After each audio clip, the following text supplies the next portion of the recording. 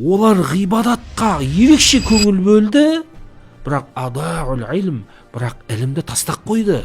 Сол себепті олар Мұхаммадтың үмметіне қылыш көтеріп шықты, қарсы шықты. Тарихта білесіздер, харижилер дейтін топ шықты.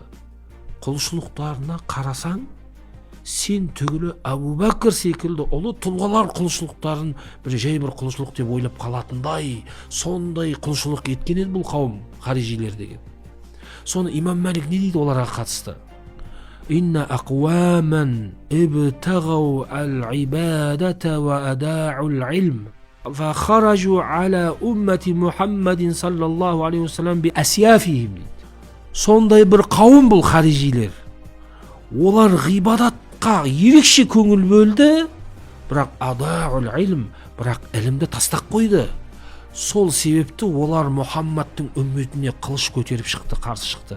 Валау ибтагау илма ла хажазахум ан залик. Олар егер ілімді ғибадат секілді іздеген кезде алған ілімдері бұндай іс-әрекеттен тыятын еді дейді. Демек, харижилер ғибадат құлшылыққа ерекше көңіл бөлді. Бірақ олар ілім үйренген жоқ.